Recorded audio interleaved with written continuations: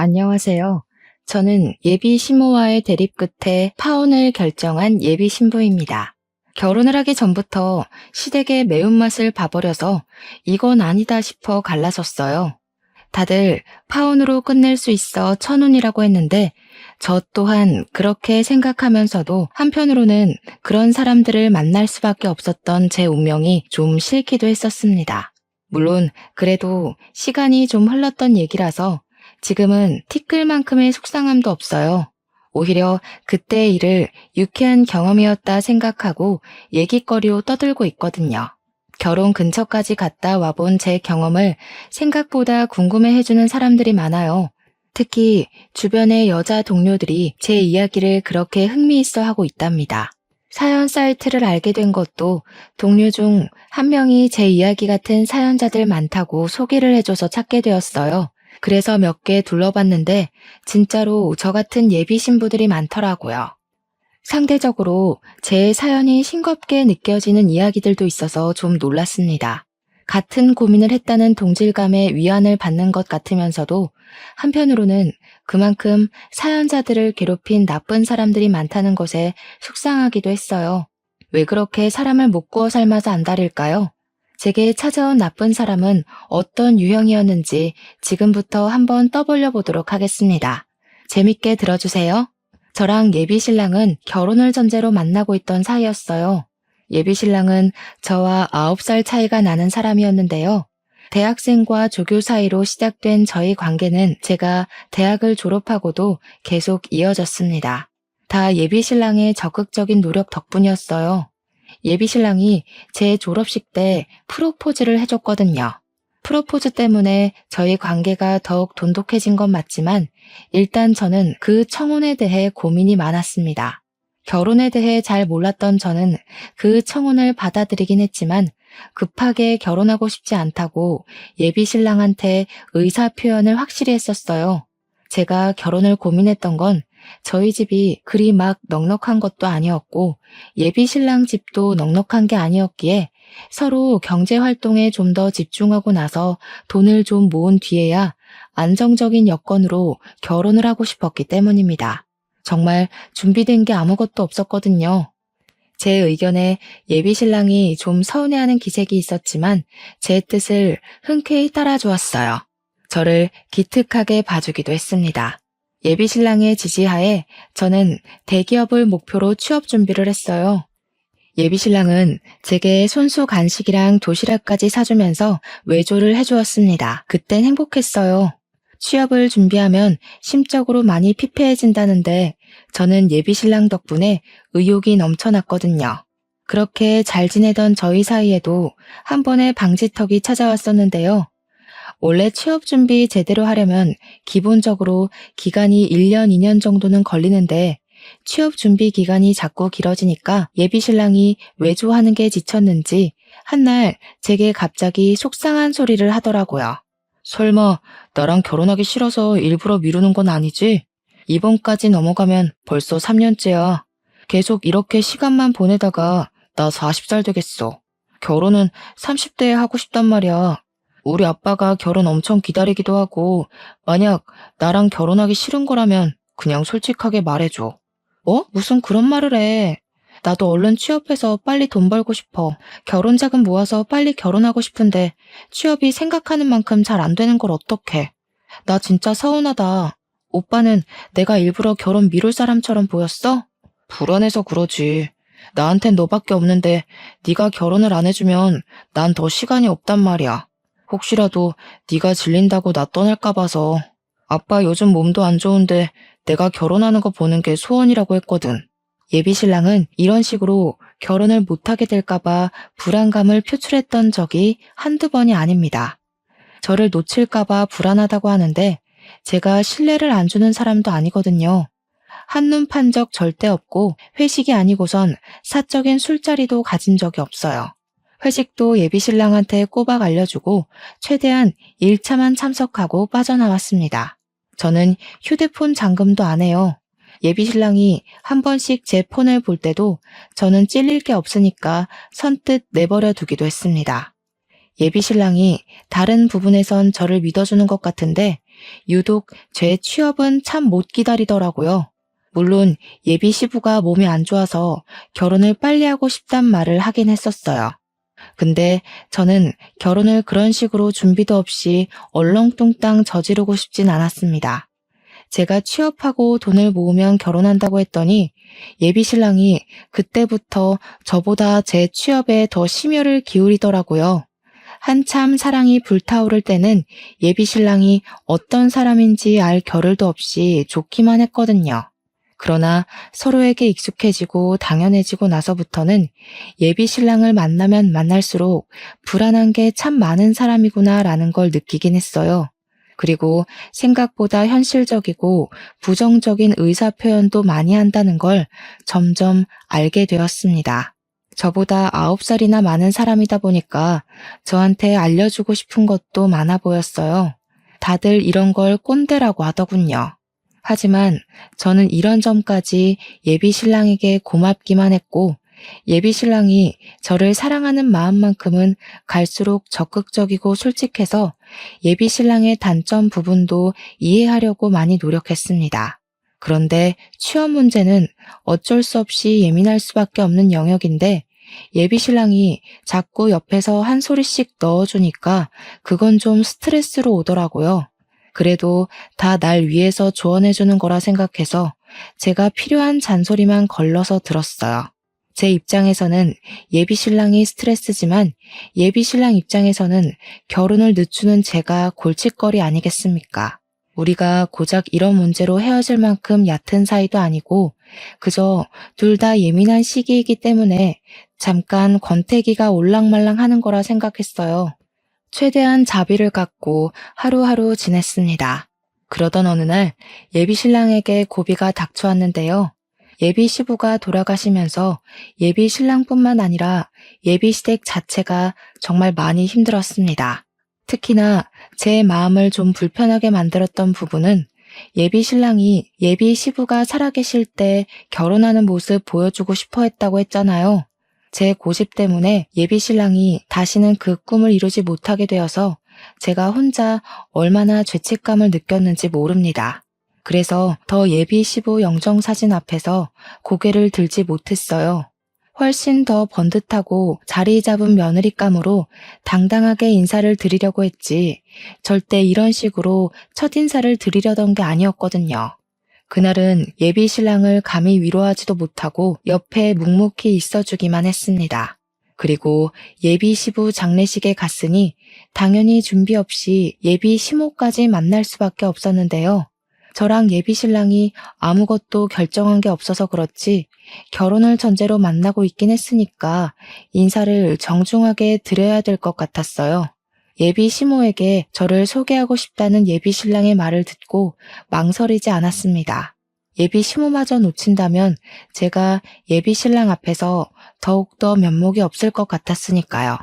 예비 시모 첫인상은 좀 퉁퉁한 편에 웃음이라고는 없을 것 같은 어두운 상이었습니다. 예비 신랑이 저를 인사시켜주는데 경황이 없어 그런지 예비 시모가 정말 딱 제 인사만 받고 다른 사람들만 신경을 쓰더라고요. 이 부분은 경황이 없는 게 맞으니까 당연히 제가 이해를 한 부분이었습니다. 저는 최대한 피해되지 않는 선에서 장례를 돕고 예비 신랑의 상실감을 옆에서 다독여 주었죠. 제가 결혼을 미뤘다는 건 예비 시댁에서도 알고 있는 사실이었을 겁니다. 예비 신랑이 결혼하고 싶은 사람 생겼다고 언질은 해놨다는 걸 제게 말해준 적이 있었거든요. 그 때문에 예비 시부가 저를 빨리 보고 싶어 하기도 했었어요. 그런데 제가 그 이상의 확실한 행동을 안 보여주니까 예비 시모도 저한테 서운한 점이 있었을 수 있겠다 생각했습니다. 그냥 그땐 예비 시모가 제게 너무 냉담해서 그런 별 생각이 다 들더라고요. 시집도 안 갔는데 벌써 시집살이를 당하는 기분이었달까? 안 좋게 시작해서 좋을 것 없을 테니 빈소에 있는 동안만이라도 저는 나름 잘 보이고자 노력을 했습니다. 그리고 저와 예비 신랑의 관계가 서서히 변하기 시작했던 건 그날 이후부터였어요. 예비 시부가 돌아가시고 홀로 있는 예비 시모가 걱정됐던 예비 신랑이 저와의 약속을 점차 줄이려는 게 눈에 보이더라고요. 물론 항상 저한테 양해는 구했습니다. 미안해. 아직은 엄마 혼자 못 둬서 오늘도 못 만날 것 같다. 네가 이해 좀 해줘. 형제도 나 하나밖에 없어서 내가 엄마 돌봐야 돼. 예비 시모가 예비 시부를 잃은 충격이 너무 커서 집에 혼자 있는 게 싫다고 얘기를 했었대요. 혼자 있으면 하루 종일 밥도 안 먹고 울기만 한다네요. 그 때문에 예비 시모가 걱정되었던 예비 신랑은 원래 자취를 하고 있었는데 짐을 싸들고 예비 시댁에서 지내기까지 했습니다. 저 같아도 엄마가 아빠를 잃고 홀로 슬퍼만 하고 있다면 다른 사적인 약속 못 잡을 것 같긴 했어요. 자식 마음이 다 그런 거 아니겠습니까? 그래서 부모를 걱정하는 예비 신랑의 마음도 충분히 공감되었어요. 그런데 그렇다고 예비 신랑과 아예 만남을 끊은 건 아니라고 봤습니다. 제가 취업 준비를 해야 해서 원래도 잘 못 만나고 있던 중이었거든요. 그런 상황에서 더 못 만나게 되니까 아예 안 보는 것과 같더라고요. 우리가 결혼할 사이가 맞나? 싶기도 했어요. 오히려 예비 신랑이 곁에서 완전히 사라진 것 같으니까 취업 준비도 더 안 되었어요. 자꾸만 저도 모르게 딴 생각을 하고 있더라고요. 당연히 좋아하는 사람이니까 걱정이 되잖아요. 근데 예비 신랑의 상황이 상황인지라 계속 만남을 고집할 수도 없고 조를 수는 더더욱 없어서 한없이 이해만 해주었는데요. 한 번씩 연락을 하면 예비 신랑은 늘 같은 말만 했어요.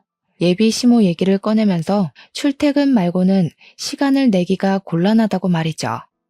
못 만나는 것도 걱정이었지만 더 신경 쓰였던 건 예비 신랑도 많이 우울하고 힘들어 보였다는 겁니다. 예비 시모야 당연히 반평생 함께한 배우자를 보냈으니 힘들겠죠. 근데 그건 자식도 마찬가지잖아요. 예비 신랑이 예비 시모만 보필하느라 정작 자기 슬픔은 감추고만 있는 것 같아서 안쓰러웠습니다. 그런데도 제가 할 수 있는 건 전화나 메신저로 위로하는 것밖엔 없었어요. 결혼할 사람이고 인연으로 묶일 집안이기는 하지만 냉정하게 말하자면 아직은 저랑 상관없는 집이기 때문에 저는 제 할 일이 우선이긴 했습니다. 그래서 예비 신랑에게 만나자는 말은 더더욱 안 하게 되었어요. 저희는 그렇게 2개월 정도 강제로 못 만났습니다. 예비 시부 돌아가시고 나서는 제가 항상 먼저 예비 신랑에게 연락을 했었는데 어느 날 웬일로 오래간만에 예비 신랑한테서 먼저 전화가 온 적이 있었어요. 당시에는 예비 신랑의 의도를 전혀 몰랐는데 지금 생각해보니 이때야말로 제가 사연을 쓰기 시작한 이유의 근원이기도 한 부분이네요. 요즘 통 연락이 없네. 나도 엄마가 더 안 좋아져서 연락 따로 못했어. 우리 얼굴 못 본 지도 오래됐다. 이러다가 결혼 못하게 될까봐 갑자기 걱정이야. 취업 준비는 잘 돼가? 집중하려고 노력 중이야. 어머님 더 안 좋아지셔서 어떡해? 오빠 혼자 보필하는 것도 많이 힘들겠다. 오빠 쉬지도 못하지? 일할 때는 또 어머님 혼자 두고 나가야 되니까 얼마나 불안하겠어. 도움이 못 돼줘서 미안해. 웬만하면 괜찮다고 말해주고 싶은데 진짜 힘들어서 차마 그 말은 못하겠다. 그보다 우리 결혼이 더 걱정이지 않니? 이대로면 그냥 자연스럽게 헤어질 것 같아서 내가 좀 생각을 해봤거든. 내가 따로 시간 내서 밖에는 못 나가니까 네가 우리 집에 오는 게 어때? 엄마는 방에서 꿈쩍 안 해서 불편한 건 없을 거야. 처음 예비 신랑의 제안을 들었을 땐 당황스러웠습니다. 예비 시모한테 인사를 정식으로 올리지도 못했고 장례식장 때 나타나는 바람에 도리어 이미지만 안 좋게 찍힌 것 같은데 예비 시댁으로 오라니요. 다른 것보다 예비 시모의 존재가 마음에 걸려서 선뜻 예비 신랑 말에 대답을 못했습니다. 그렇다가도 예비 신랑이 혼자서 많이 고생하는 게 느껴져서 마음이 쓰이긴 했어요. 또 예비 신랑 말도 일리가 있잖아요. 제가 가주지 않는 이상 결혼은커녕 이대로 헤어질 게 뻔해 보였는데 그때는 작별이란 거 염두에 두지 않았을 때거든요. 그래서 결국 제가 예비 시댁으로 가는 걸 수긍했던 겁니다. 그때부터 저랑 예비신랑은 일주일에 한 번씩 예비시댁에서 만남을 가졌습니다. 예비시모는 여전히 상실감 때문에 상태가 많이 안 좋은 상황이었어요. 제가 인사를 드렸을 때도 그저 누워서 일어나질 않으시고 한숨만 쉬고 계셨습니다. 그래서 저는 더 비타민처럼 밝게 행동했어요. 첫 단추를 잘못 끼우긴 했지만 다시 올바르게 맞춰 끼울 수 있을 거라고 믿었습니다. 미련하게 왜 그랬냐고 눈초리를 받을 수 있다고 생각해요. 하지만 그때는 제가 그만큼 예비신랑을 좋아했었습니다. 저는 예비시모의 마음을 사기 위해서 일주일에 한 번씩 방문할 때마다 사력을 다했어요. 제 의지로 손수 요리도 하고 청소도 해주면서 예비시모의 살림 걱정이라도 덜어주려고 했습니다. 예비신랑 또한 저를 도와 같이 청소하고 빨래도 하면서 집안의 온기를 되살리기 위해 노력했어요. 그렇게 두세 달이 지날 때였어요. 제 덕분에 시간이 갈수록 예비시모와 예비신랑은 활기를 되찾았습니다. 예비시모도 방에서 나와 집안을 활보하기 시작했고 예비신랑도 말수랑 웃음이 많아졌어요. 제가 바랬던 모습이 바로 이런 모습이었기 때문에 제 입장에서는 그 둘의 변화를 기뻐해야 마땅한 일이었는데요. 하지만 막상 그 둘만 신경 쓰느라 저를 돌아보지 못했다는 걸 망각했어요. 생기를 찾은 예비시모와 예비신랑과는 반대로 저는 기력이 점점 쇠해갔다고 해야 될까요? 왜 그런 느낌 있잖아요. 기운에 빨리면 컨디션이 급격하게 고갈되는 느낌이야. 어찌 보면 당연한 증상일 수도 있어요.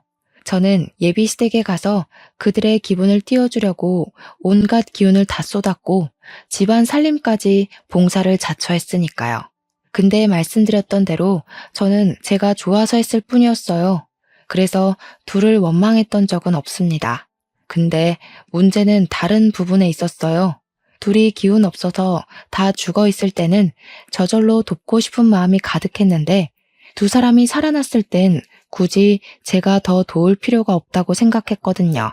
그러나 둘이 기운 차릴수록 저의 봉사 정신을 당연하게 받아들이기 시작했다는 거예요. 특히 예비시모 태도가 그러했습니다. 도와줘서 고생했다, 고맙다 이런 말은 바라지도 않았어요. 그런 걸 바라고 도와드리는 건 아니었으니까요. 근데 그렇다고 저를 호구로 보라고 한 짓들은 아니었거든요. 저는 아직 시모의 며느리가 아니잖아요. 저만의 기준이 있어서 딱 그만큼만 예비시댁에 도움이 되려고 했던 건데 당황스럽게도 예비시모가 저를 보는 눈빛에 이미 며느리를 대하는 감정이 담겨 있는 것 같았어요. 처음엔 예비시모가 저한테 당연하게 바라는 태도를 믿을 수가 없어서 긴가민가 했거든요. 근데 제가 예비시댁 갈 때마다 그런 기분을 느꼈다면 제 촉이 맞는 거 아니겠습니까? 둘이 활력을 찾고 나서부터는 예비시댁 가는 걸음이 무거워졌고 나중에는 끝내 가기 싫은 마음까지 생겼을 때 저는 예비신랑에게 결혼 전까진 오늘이 시댁 방문 마지막일 거라고 말하려 했어요. 물론 그날 신경을 기울여 예비시모 태도를 한 번 더 주의 깊게 보려고도 마음먹었죠. 지난번에 구석구석 먼지가 그대로더라. 오늘은 안쪽 방까지 신경 써서 닦아놔라. 그리고 집에서 원래 그렇게 간을 짜게 하니? 젊은 사람들이야 젊은 몸 믿고 멀쩡할지 모르겠는데 우리같이 나이 든 사람들은 하루하루가 달라. 우리 아들도 이제 곧 40이라서 그리 짜게 먹으면 안 된다. 앞으로 나한테 하나하나 검사받아서 상에 올리도록 해라. 예비시댁 집 평수가 38평은 된다고 들었습니다. 그동안 바닥을 닦아준 건 맞지만 그건 예비시모가 시름시름 앓아서 못 일어나고 있을 때였어요. 예비시모는 훨씬 어린 우리 엄마보다도 건강해 보였는데 그런 사람이 저한테 당연하게 걸레를 던져주니까 좀 기가 막혔습니다. 그리고 기껏 음식해서 바쳤더니 사람 정성은 모른 채 하며 요리 못한다고 트집 잡는 것도 기분이 나빴어요.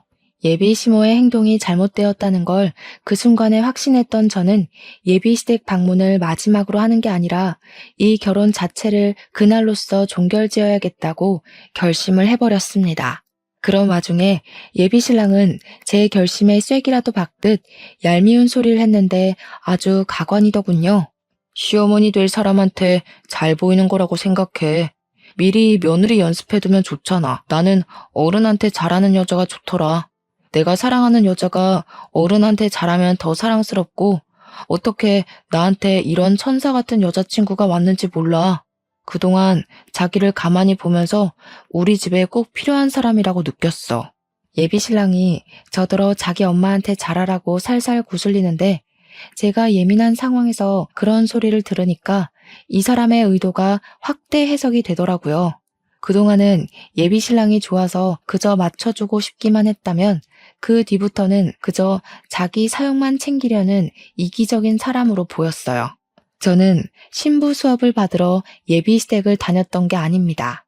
예비 신랑을 위로하고 싶었고 예비 신부가 될 사람으로서 배우자가 보고 싶었을 뿐이었고 예비 시모가 울적하게 괴로워하는 것이 속상해서 힘이 되어주고 싶었던 거라고요. 그런 저의 호의는 결코 노동이 아니었다는데 제 진심이 그들에게 잘못 전달이 된 것 같았습니다. 아니면 그들이 원래 남의 호의를 권리로 생각하는 못된 사람들이었겠죠. 어쨌든 제 입장에선 이런 관계는 건강하지 못하다고 봤어요. 분명히 말하지만 저는 도움 준 사람에게 호구라고 욕하면 안 된다고 봅니다. 명백히 잘못한 건 남의 호의를 쉽게 보는 상대방의 저급한 마인드인 거예요. 그래서 저는 호의 하나 구분 못하고 사람을 막 대하는 인간들과는 인연을 만들지 않기로 마음먹은 겁니다. 저는 예비 시모에게 받은 걸레를 바닥에 툭 던졌습니다. 그리고 손을 씻고 나와서 겉옷을 챙겼어요. 그리곤 제 행동을 알 수 없는 눈으로 보고 있는 예비 시모에게 똑똑히 말씀드렸어요. 어머니, 저 이 집 며느리로 들어온 거 아니고 오빠 여자친구로 놀러 온 거예요. 그동안 어머니랑 오빠가 기운 없어 보여서 베풀어 준 거지 이 집에 잡일하러 들락거린 거 아닙니다. 집안일 원래 다 어머니 일이잖아요. 보니까 두 손 두 발 멀쩡하시고 남일 간섭하는 것 보니 정신 상태도 멀쩡하신 것 같은데 제 일 아닌 걸 제가 계속할 순 없죠. 뭐야? 제 말하는 것 좀 봐라. 뭐가 어쩌고 어째? 어차피 우리 아들이랑 결혼할 거라면서 시엠이 될 사람한테 벌써부터 대들기나 하고 나중에 할 일 지금 연습하는 건데 이런 것도 못 견뎌서 어디 우리 아들 모실 그릇이나 되겠니? 모셔요? 저는 오빠랑 결혼을 하려고 한 거지 종살이 하려고 만난 거 아닌데요. 오빠는 아내가 아니라 집사가 필요한 거였어요? 그렇다면 더 이 결혼 안 해야겠네요. 이렇게 개고생해서 연습해봤자 뭘 얻는데요. 어머님이랑 저 남자요? 노동에 대한 대가가 겨우 그 정도라면 제가 이런 무모한 짓을 할 필요가 없죠. 그냥 결혼 포기할게요.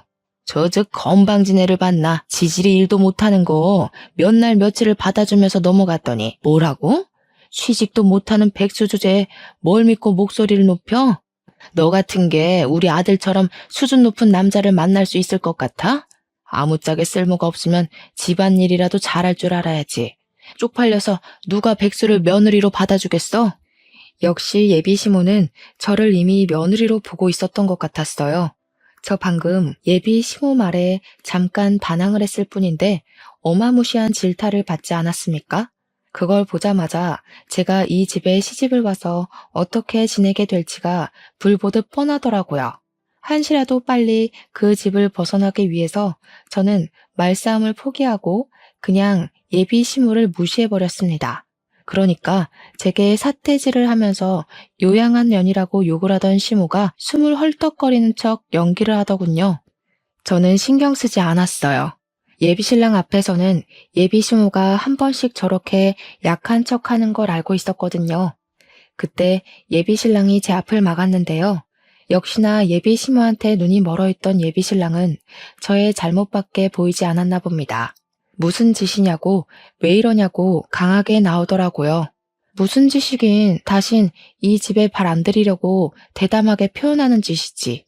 막상 오빠랑 결혼놀이 비슷한 걸 해보니까 이 집에 들어왔다간 나만 산송장 될 것 같아서 결혼 안 하려고. 미리 체험해보길 잘했다. 몰랐으면 감정은 상할 대로 상하고 이혼녀 되고 죽을 때까지 아픈 손가락으로 남았을 텐데. 무슨 소리라는 거야? 지금 우리 엄마 때문에 산송장 될 것 같다고 하소연하는 거냐? 우리 엄마, 아빠 보낸 지 겨우 3달 됐어. 사지 멀쩡하다고 정신까지 멀쩡하겠어? 어떻게 아픈 사람을 이런 식으로 대할 수가 있어? 이럴 거면 처음부터 간병하겠다고 돕지를 말던가. 오빠도 알고 있네. 난 이 집에 당연한 사람이 아니라 그저 도움을 준 사람이라는 거. 그냥 오빠랑 계속 안 보다가 헤어졌어야 했어. 대체 오빠한테 멀쩡한 사람 기준은 뭐야? 대체 어떻게 정신이 나가면 며느리도 아니고 아무런 상관도 없는 나한테 뻔뻔스럽게 노동을 강요해? 오빠는 내가 오빠 엄마 손에 하인처럼 굴려지길 바랬어? 결혼을 하려면 나도 좋고 오빠도 좋아야지. 이건 오빠만 좋은 짓이잖아. 취업 준비로도 안 생기던 다크서클이 예비 시댁을 들락거리면서 생겼다고 예비 신랑한테 얼굴을 들이밀며 보여줬더니 예비 신랑이 당황해서 한 발자국 물러나더군요. 그런 예비 신랑에게 결혼은 없던 일로 하자고 말한 뒤에 집을 나왔습니다. 예비 신랑이 그 어떤 대답을 하지도 않고 그날 하루 연락도 없었지만 저는 당연히 작별을 한 거라고 생각했어요. 그런데 한 이틀 뒤에 예비 신랑한테 전화가 오기 시작하더라고요. 안 받았습니다. 문자 오는 것만 봤는데 저한테 눈 부릅뜨고 예비 시모 편들 때는 언제고 절절 매달리며 제발 만나자고 난리가 났더군요. 황당하게도 전화는 예비 시모한테서도 왔습니다. 예비 신랑이면 몰라 제가 예비 시모 연락을 받아야 되는 이유가 뭐 있겠습니까? 며느리도 아니고 며느리 될 사람도 아니고 파혼을 한 이상 남일 뿐인걸요. 그래서 예비 시모 연락처는 아예 수신 차단해버렸어요. 그러니 웃기게도 예비 신랑이 제 자취방을 찾아왔더라고요. 오밤중에 급히 문을 두드리길래 뭔가 싶어 문을 열었더니 예비 신랑이 울먹거리고 있었습니다. 그러면서 다급하게 하는 말에 좀 당황했어요. 엄마가 약을 드셨어. 너 때문에 혈압까지 높아졌다고. 네가 그날 그렇게 나가서 엄마가 얼마나 열이 올랐는지 알아? 너만 아니었어도 엄마가 쓰러지는 일은 없었어. 당장 우리 엄마 책임져. 제가 뭘 했다고요? 며느리도 아닌 제가 그 집안일 내팽개치고서 박차고 나왔다고 뒷골이 당겨 넘어가더니 이걸 놀라 자빠져줘야 하나 모르겠더라고요. 일단은 예비 신랑을 마주하니까 표정이 곱게 만들어지지 않은 건 사실이에요. 제가 무감하게 서 있기만 하자 예비 신랑은 제 멱살까지 잡고서 흔들었습니다.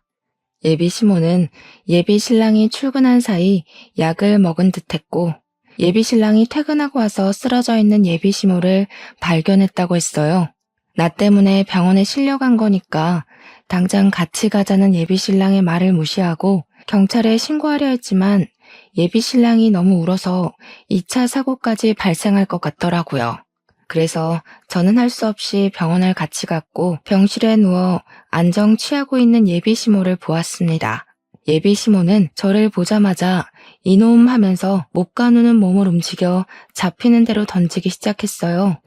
그러니 같이 병실 쓰는 주위 사람들이 저를 정말 썩을 년인 줄 알고 쳐다보더라고요. 그새 뭐라고 짓거려 놓았나 보죠. 여기가 어디라고 찾아와? 너 같은 건 우리 집 며느리로 절대 인정 못한다. 며느리 노릇도 못 견딜 거면 뭐하러 내 아들이랑 붙어먹어? 싹수 없게 어른 앞에다 걸레나 툭툭 던지고. 너 같은 며느리 때문에 나라가 망하는 거야. 돈도 안 벌면서 우리 아들 등골 빼먹을 궁리만 했지? 내 착한 아들이 아무것도 모르고 이것저것 다 해주니까 만만했냐? 꼴도 보기 싫으니까 꺼져. 베개나 칫솔, 쓰레기 뭐 이런 건 던지더라도 질량이 가벼워 제가 있는 거리까지 닿지는 않았는데요. 물이 반쯤 든 물통은 힘을 제대로 받아서 제 얼굴까지 날아왔습니다. 눈을 정통으로 맞았더니 그제야 예비 신랑이 예비 시모를 말리면서 저더러 일단 밖에 나가 있으라고 소리를 치더라고요. 어처구니 없었고 화가 치밀어 올랐지만 다른 환자들이랑 보호자들 생각해서 일단 밖으로 나갔어요. 눈 주위가 따끔거려 휴대폰으로 확인했더니 피부가 살짝 찢어진 걸 발견할 수 있었습니다. 짜증이 솟구쳤던 저는 속으로 삭히기만 하면서 간호사가 있는 카운터로 찾아갔어요. 몇 호실 보호자라는 걸 밝히고 따로 부탁을 해 가볍게 치료를 받았습니다. 그때 저를 치료해준 간호사가 무슨 일 있는 거냐고 묻더라고요. 이미 간호사들도 난동의 주인공이 예비 시모라는 걸 알고 있었는데 그 내막까지는 차마 몰라서 궁금해하고 있었습니다. 저는 숨길 거 없다고 생각했어요. 어차피 더 이상 저랑 관련 없는 사람들이고 제가 잘못한 건 더더욱 없었기에 남의 귀로 제 이야기가 들어가는 것에 거리낌이 없는 상태였어요. 그래서 제 상황과 제 입장을 따로 설명 주었습니다. 그랬더니 주위에 있던 다른 간호사들까지 다들 미래의 며느리 될 사람들이다 보니까 대동단결해서 같이 화를 내주더라고요. 그러면서 제게 슬쩍 말해주는 사실이 하나 있었는데 지금 생각해도 이 사실은 창피하고 웃긴 일이라고 봐요. 간호사가 하는 말이 예비 시모가 약을 먹고 실려왔다고 진단이 되어 있다는데 그게 다 뻥이라고 하더라고요. 약 먹고 의식을 잃은 환자들은 특히나 시간이 더 금이고 위세척만 하면 살릴 수 있기 때문에 병원에서 난리가 났었다는데요. 정작 수술을 진행하러 들어갔더니 예비 시모 위가 너무 깨끗한 데다가 맥박은 물론 혈압까지 정상 수치라서 김이 팍 샜었다고 합니다. 수면 마취만 하고 잠만 자고 일어난 거래요. 의사가 예비 시모더러 그만 퇴원해도 된다고 했는데 예비 시모가 계속 약 먹고 정신 잃었었다고 끝도 없이 고집 부려서 병실에 있는 거라고 했습니다. 제가 치료받으러 찾아오기 전까지만 해도 간호사들끼리 이미 예비 시모 험담을 몰래 하고 있었다더라고요. 그렇다고 환자인 예비 시모에게 공직자들이 뭘 할 수 있는 건 아니었고 대신 다른 병실에 양해를 구해줄 테니 잠깐의 소란은 피울 수 있도록 허락해 준다고는 했습니다. 저는 딱히 소란 피울 생각은 없었지만 간호사들이 용기와 기회를 주니까 잠시 가라앉던 분노가 다시 솟구치더라고요. 그래서 다시 병실을 돌아갔고 예비 시모 침대 쪽에만 커튼이 쳐져 있는 걸 보았습니다. 아까까지만 해도 제게 욕을 할 것처럼 쳐다보던 주위 환자와 보호자들의 눈빛이 좀 달랐는데요. 일단은 저를 향한 태도가 유순해졌다는 것이 느껴졌어요. 그 이유는 제가 커튼 가까이 다가가고 나서 눈치챌 수 있었습니다. 커튼 안에서 예비 시모와 예비 신랑이 수상하게 속닥거리는 대화가 들리더라고요. 엄마, 자꾸 이러면 젊은 애 못 들여와. 내 나이 곧 40이야. 그나마 9살 차이인 제가 제일 젊은 며느리일 거라고. 무슨 말인지 모르겠어? 나중에 엄마 늙으면 며느리도 같이 늙을 건데 골골대는 며느리가 엄마 보필이나 제대로 할 것 같아? 지금 엄마 봐줄 젊은 사람으론 제가 딱이라니까. 조금만 맞춰줘봐, 응? 취업을 해야 결혼한다고 했다면서. 취업 못하는 게 아니라 일부러 안 하고 있는 거 아닌지 제대로 확인해봐. 요즘 젊은 아가씨들은 자기 손에 안 보고 남편 돈만 받으면서 속 편하게 살려고 한다던데. 걔도 너 이용하는 걸 수도 있어. 그런데 내가 그 여시 같은 꼴을 그냥 지켜보라고? 엄마 제발, 그건 나중에 진짜 며느리 돼서 잡으면 되잖아. 일단은 쟤를 우리 집에 들이는 게 더 중요한 거라니까. 이팔 청춘 아가씨가 어디 구하기 쉬운 줄 알아?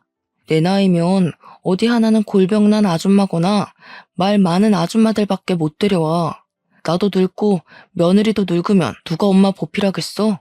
결혼하면 엄마가 며느리를 구워 삼든 말든 내가 간섭 안 할게. 듣자 하니 예비 신랑이 제게 접근했던 건 다 자기 부모님을 모실 체력 좋은 며느리가 필요했기 때문이었어요. 예비 시부는 돌아가셔서 어쩔 수 없는 거였고 예비 시모만큼은 힘 많고 체력 좋은 며느리를 붙여서 요양시키려고 했던 것 같았습니다. 그래서 정식 인사도 안 드린 저를 벌써부터 며느리 교육하려고 고나리질 했나 봐요. 커튼 앞에서 정확한 진상을 듣는데 얼마나 기가 막혔는지 모릅니다. 그동안 내가 누구를 사랑했는지 뭘 보고 사랑했는지가 기억도 안 나더군요. 이미 예비 신랑에게 실망한 채였지만 그래도 좋았던 추억 정도는 마음 한구석에 남겨두었었는데 그날로써 저는 그를 완벽하게 끊어낼 명분이 생긴 셈이었어요. 오히려 깔끔하게 침 뱉어주고 돌아설 수 있어 다행이라 생각했습니다. 그때 제 어깨를 톡톡 두들긴 사람이 있었는데 돌아보니까 같이 병실을 쓰고 있는 보호자들이더라고요. 다들 누군가의 시어머니 뻘 되는 연세들이었지만 한편으론 누군가의 며느리이기도 했던 아줌마들은 시모 입장보단 며느리 입장을 더 공감해주는 것 같았어요. 제게 물통을 하나씩 건네준 이유도 본인들이 며느리로 지내면서 받았던 서름을 그렇게 표현하는 것 같았습니다.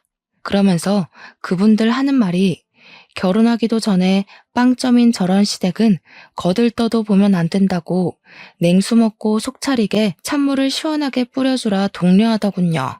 친히 뚜껑까지 따주는 친절함을 보이길래 그때 독특하고 따뜻한 동질감을 느꼈어요. 세상 며느리들은 말 안 해도 한편이라더니 그게 이런 기분이구나 싶어 든든했습니다. 저는 더 이상 주저하지 않고 바로 커튼을 열었어요. 깜짝 놀라는 두 연놈의 얼굴을 똑바로 마주했습니다.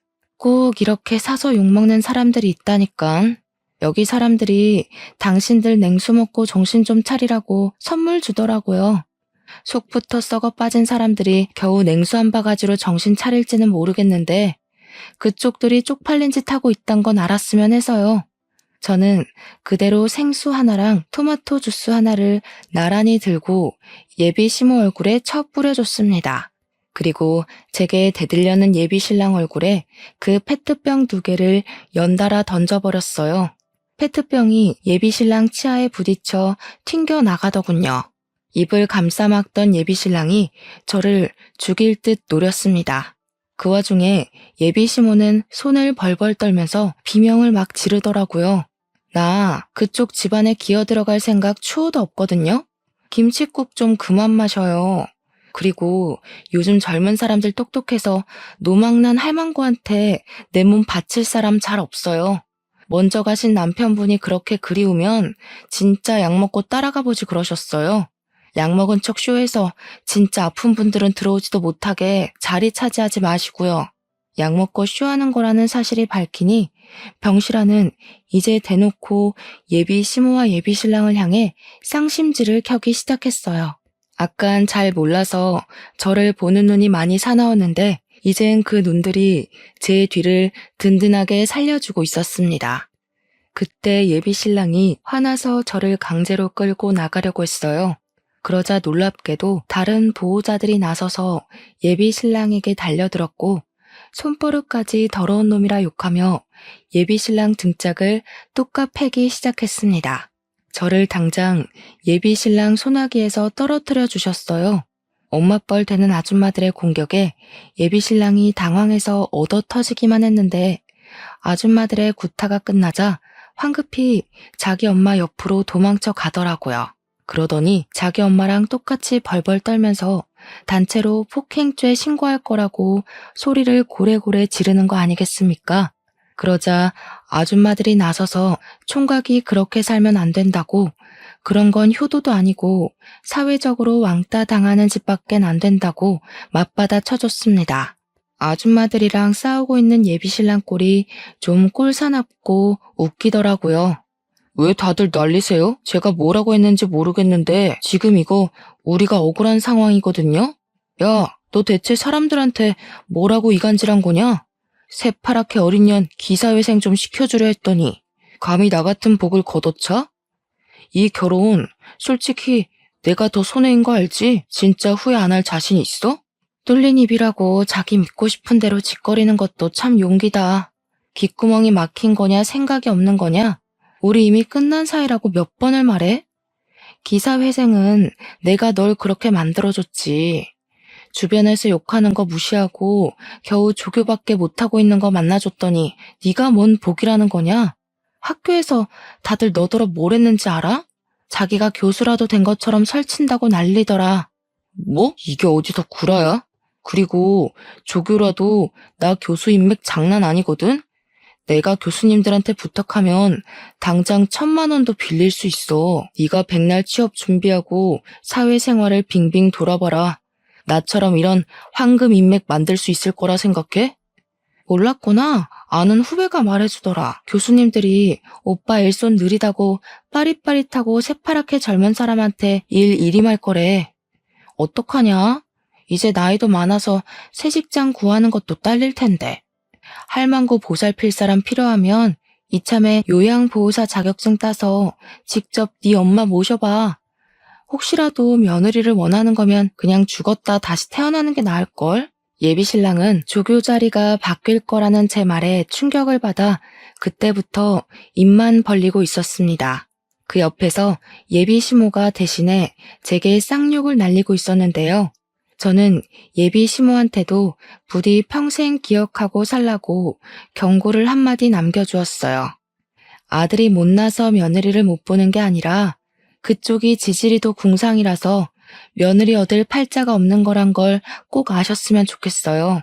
쓸데없이 입원해서 보험사까지 피곤하게 하지 마시고 그만 집에 가세요. 나는 왜 이렇게 못났을까 하는 반성은 하지 마셔요. 계속 성깔 더러우셔야 다른 아가씨들이 이 집에 시집 안 오죠. 예비 시모가 제 막말에 충격을 먹어 말을 버벅거렸는데 결국은 욕밖에 못하길래 그 욕에 보답하고자 옆에 있는 예비 신랑의 머리통을 대신 후려쳐줬습니다. 그러니 예비 시모가 욕을 뚝 그치더라고요. 그리곤 저는 그간 갖고 있던 모든 추억을 그 자리에 버리고 나왔어요. 예비 신랑이 뒤늦게라도 저를 쫓아나올 수 없었던 건 보호자분들이 붙잡아준 덕분이었습니다. 그대로 병원을 벗어난 저는 그 뒤로 자취방을 서둘러 내놓았고 친정집으로 가 지방에서 취업 준비를 시작했어요. 휴대폰 번호까지 바꿔버렸더니 정말 예비 신랑과는 더더욱 마주치는 일이 안 생기더라고요. 그렇게 5년이 지났어요. 지금까지도 저는 예비 신랑과 예비 시모를 코빼기도 본 적이 없습니다. 지방에서 일을 하고 있지만 한 번씩 서울에 가는데도 두 사람을 마주친 적은 없었어요. 그래서 어떻게 살고 있는지는 모릅니다. 그러나 분명한 건 저를 만났던 순간보다 잘 살고 있진 않을 거예요. 원래 못된 사람들은 나이 들수록 더 욕심과 고집이 강해지는 법이거든요. 그런 사람들의 결말은 하나같이 망조라고 봐요. 아마 그들은 앞으로도 계속 찾아오는 기회나 행운을 스스로 뻥 차버리다가 생을 끝내게 될 거라고 생각합니다. 그래서 지금은 과거의 그날이 그저 하나의 인생 경험으로만 남아있어요. 그 일 때문에 결혼에 실패하긴 했지만 그건 상대방의 문제였지 제가 결혼이 싫었던 건 아니었거든요. 때문에 저 지금 결혼 준비 중입니다. 과거와 달리 저를 진심으로 존중해주는 남자와 그런 시댁을 만나서 행복하게 준비를 하고 있어요. 사람이 상대방에게 진정으로 존중을 받아보니까 과거에 그런 싹수 없는 집안에 안 갔길 천만 다행이라는 생각이 들더라고요. 결혼 준비에 한창인 지금 갑자기 실패했던 과거 경험이 떠올라서 이렇게 사연을 써보았어요.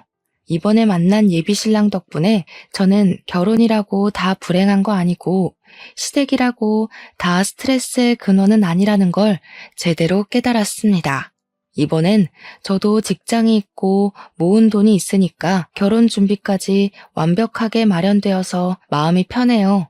그래서 역시 결혼 상대로 누구를 만나느냐도 중요하지만 나만의 정년기를 맞춰서 결혼하는 것도 중요하다는 걸 알았어요. 준비가 된 저에게 찾아와준 새 예비신랑과 앞으로 인생을 알차게 살아가 보려고 합니다. 제 앞길에 축복도 받을 겸 이렇게 사연을 올려보았네요. 제 사연도 언젠가 소개가 되겠죠? 수다 떨기 좋아하는 제가 얼굴 모르는 사람들과 소통이 될 생각을 하니 벌써부터 기대가 됩니다.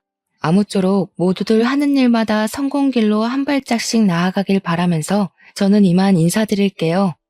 긴 사연 들어주셔서 감사합니다.